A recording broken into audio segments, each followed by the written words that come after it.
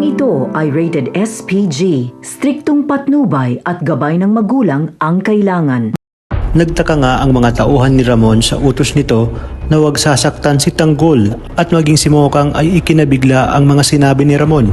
Ang buong akala ni Mokang ay dahil sa pakiusap niya kaya inutos ni Ramon na huwag gagalawin at sasaktan si Tanggol. Maya-maya pa ay tinanong ni Ramon si Tanggol kung ano ang tunay nitong pangalan at kung sino ang kanyang mga magulang.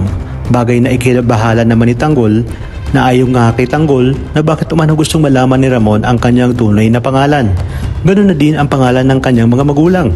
Hanggang sa bagitin na nga ni Tanggol ang kanyang buong pangalan. Ayon kay Tanggol na siya ay si Jesus Nazareno de Magiba at anak siya ni Martes de Magiba at ang kanyang ama naman ay si Rigor de Magiba. Tinanong ni Ramon si Tanggol kung nagsasabi ba ito ng totoo. Bagay na pinatotohanan naman ni Mokang. Ayon nga kay Mokang, ni Jesus Nazareno de Magiba talaga ang tunay na pangalan ni Tanggol. Naramdaman naman ni Ramon na totoo ang sinasabi ni Tanggol at Mokang dahil nakaramdam nga ng lukso ng dugo si Ramon kay Tanggol, bagay nga na hindi niya naramdaman kailanman kay David. Sa kabilang banda, inutos naman ni Ramon sa kanyang mga tauhan na papuntahin sa kanya si David dahil pagbabayarin niya ito kasama si Olga sa pagtatarantado ng mga ito sa kanya. Matatandaan nga natin na nagbanta noon si Ramon kay Olga at David na sa oras na malaman niya na tinatarantado siya ng mga ito ay siya mismo ang maglilibing sa mga ito ng buhay. Wala namang kaalam-alam sina Olga at David na alam na ni Ramon ang buong katotohanan tungkol sa tunay na Tanggol. Sa kabilang banda, diretsahang tinanong naman ni Tanggol si Ramon kung bakit umano ito tinanong kung siya ba talaga si Tanggol.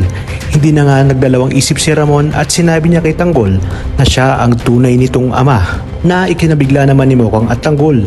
Ayon pa kay Ramon na hindi si Rigor de Magiba ang tunay na ama ni Tanggol. Napaisip na nga itong si Tanggol na marahil totoo ang sinasabi ni Ramon dahil bumalik lahat sa kanya ang alaala ng mga dinanas niya sa kamay ni Rigor mula pa noong siya ay bata pa lamang hanggang sa nagawa pa nga nitong idiin siya at ipakulong pa siya nito.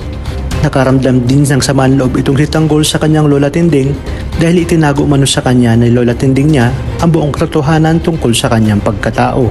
At ang pakiramdam nga ni Tanggol sa mga oras na yun ay pinagkaisan siya ng kanyang pamilya dahil itinago ng mga ito sa kanya ang tunay na katauhan mula sa kanyang pagkatao. Ngunit agad din naman na naisip ni Tanggol na marahil ay may malalim na dahilan kung bakit nagawa sa kanya ng Lola Tinding at Nanites na itago na lang sa kanya ang katotohanan. Tinanong nga din ni Tanggol si Ramon na kung paano nangyari na siya ang tunay nitong ama, gayong ang asawa ng kanyang nanay Tess ay si Rigor. Dito na nga inamin ni Ramon kay Tanggol ang tunay na ginawa nito sa kanyang nanay Tess na labis namang ikinagulat ng ating bidang si Tanggol. Sinabi nga ni Tanggol kay Ramon nang dahil sa ginawa nito ay siya na ang ginagawang kabayaran ni Rigor dahil sa kanya umano ibinuhos lahat ni Rigor ang galit nito kay Ramon. Maging ang kanyang nanay Tess umano ay halos hindi na siya tanggap nung siya ay isinilang sa mundo. Kaya ang kanyang Lola Tinding na lang ang kaisa-isahang nagmahal at nagmamalasakit sa kanya mula pa nung siya ay bata pa lamang. Nanggalaiti na nga si Ramon kay Rigor sa mga nalaman nito kay Tanggol at sinabi ni Ramon sa kanyang isip na pagbabayarin niya si Rigor sa lahat ng ginawa nito kay Tanggol. At unahin nito si David dahil alam nga ni Ramon na si David ang paboritong anak ni Rigor.